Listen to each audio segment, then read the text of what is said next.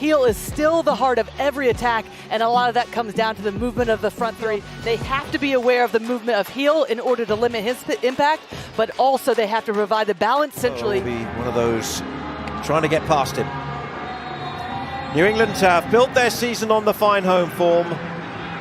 Minnesota's platform, the results very much on the road. So what gives tonight? Just one match day. And here the Revs with a chance early on. And they're going to get a penalty, are they? No, referee says that challenge from Duggan. Let's have a look. Well, and this is what we're so accustomed to see from this New England side. It's just quick attacks. Turgeman has been excellent for it. Yes, and one of those that look clear and obvious to the naked eye, really, as soon as we saw it. So Boxall's challenge, Rosenda Mendoza's going to go to the screen, and we have early drama. How long will it take him, though, to look at this? Daniel Radford has called him over. The referee has indicated that the play is under review. And he'll see that.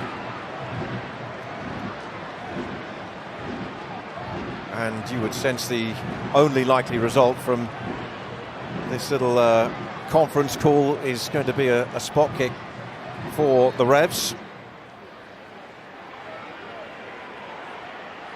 How's your lip reading? I think the signal's clear enough. Now, Hill scored against him in June 2023 for the Revs against Miami. And here he goes now. Carlos Hill into the corner. And New England get the perfect start. They go into an early lead.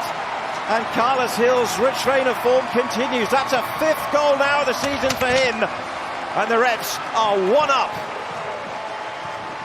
Into that position to bring him down.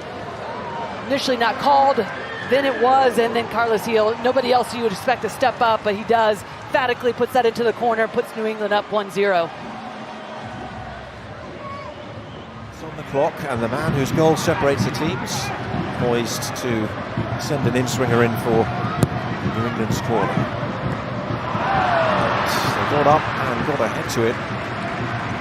Fast, forcing Turner to go to ground, but with Ceballos coming in, making it a 3-back. Oh, it's a nice one too. Yeboah is through, and Yeboah has equalised, although there is a flag up on the far side. And for now, it's not going to count. He releases it off his foot. You'll see just the left side of your screen comes back, but as soon as that ball is released, still in the offside position. It's the right call. But that was just way too... From the near side, and Turner couldn't get out to that, and it's still loose. Raines tries to get something on it, and that'll be a penalty as well. No hesitation this time. That it starts with being more successful, more dynamic, taking advantage of these set pieces, and right there. So this for Yeboah to level the scores, but there's some pressure on him here. Up against Matt Turner. This time he scores. No doubt sends the keeper the wrong way and sends Minnesota level at Gillette Stadium. And then Yeboah steps up and doesn't even need to hit it cleanly, forces Turner to go one way, he goes the other, just that little stutter step that keeps the forward momentum and then just slots it home to tie this game.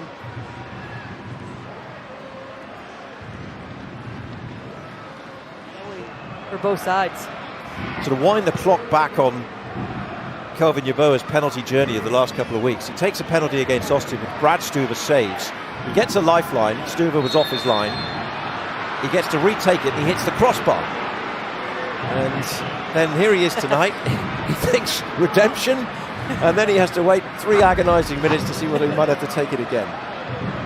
There's just that last foul, both players going up at the range, just undercutting at the last second, forearm into the back.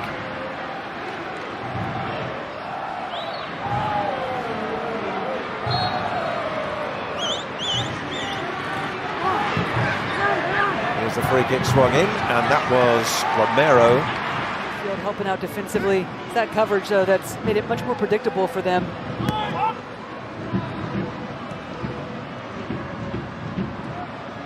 Peel, that's where he likes it, and there's a great whip on that, and the header is a comfortable save ultimately. Now Chonkalai, the blue shirts in the middle. That's good skill from Chonkalai to the byline, all the way across. They should have scored. so successful for them. There's a little switch to point of play. Lovely little ball into the path of Chonkalai, and then he just gets faced up, but it's the cut at the last second just to size Ceballos up, and then that little ball right there. This should be 2-1 in favor of Minnesota United. That has to be in the back of the net. 3 yards out. Both players just missing. They might want to watch his load management. But they're without Jefferson Diaz tonight through suspension. See what they can come up with there. This is nice football on the edge of the box. Can it yield an opportunity? Duggan finds Duncan. Now Duncan's cross. Miller's clearance. Chonkalai sends it back. Turner's right behind it. Well, it's a free-flowing, the rotations and movement. Once they do establish possession higher up the field, that's so difficult because the runs out of the midfield. Helped on by Reigns. And this is Miller. Back for Brooklyn. Reigns didn't get much on it. Might not matter. Oh, they've managed to block it as Langoni was about to fire it into what seemed like an empty net. And that itself was an MLS record for one team to get 3 spot kicks, and the Revs are at the centre of that. And well, they nearly had 2 in the first half together with the one that they gave away. So here we go. We're underway. Second half from Gillette Stadium, live here on Apple TV. And New England 3 for 3 in the contest in this stadium. It's Fofana's ball forward.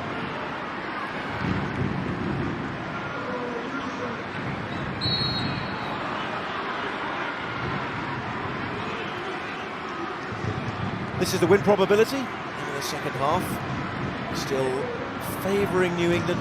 Not in truth that a lot has really changed there, Laurie, has it, from the opening half? No, and it feels rightfully so. I mean, Minnesota United did a good job of getting one back after conceding in the opening few minutes, but this game has gone the way that we thought, with both teams committing numbers forward and just having to make sure you don't take too big a risk defensively. Giannis got in there, won it well, Turgeman. It's Langoni, and it's 2-1. Capitalising on the giveaway from the Loons in midfield. And they injected some pace into the breakaway. Knowing exactly where he wants the ball. There's a little final pass, and then allows Langoni to be able to take it first time in stride, just settles himself, gets it under control in terms of his body, and then just, what a finish that is. Keeps it low, down to the ground, nothing Callender could do. The initial ball in, but second phase, keep your feet moving, don't give up any sort of foul. He won the corner, Chonkalai takes it, and it's a punch away from Turner. Picked up by Pereira, who goes wide against Hill, and delivers it to the near post and straight into the hands of the World Cup bound Turner. And there's going to be a caution for Boxall, who got in his way on the way out. Belford started this one off. And here is the substitute getting an early touch. Gonzalez swung out to the right. Carl Duncan. Chonkalai makes the run. He's switched flanks. And it's deep. And it was Marcanic. And it's a great save from Turner. And then the follow-up smashed over the top from Chonkalai. Wide.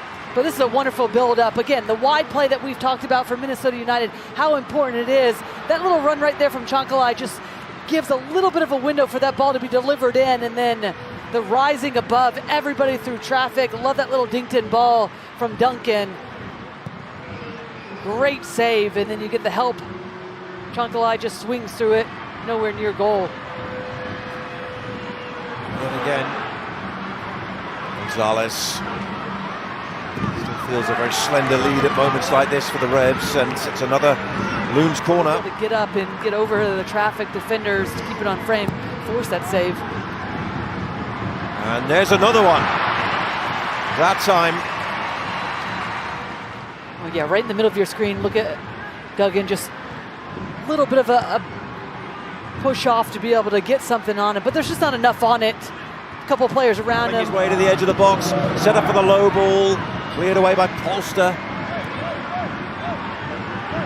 Duggan, now Trapp. Here's Zhen. And there's a header from Zheng straight to Matt Turner. He won't be in any hurry right now. And it is. The New England Revolution bounced back from their first home defeat of the season in midweek with a 7th win at Gillette Stadium. They'll head off to the World Cup break via one more away game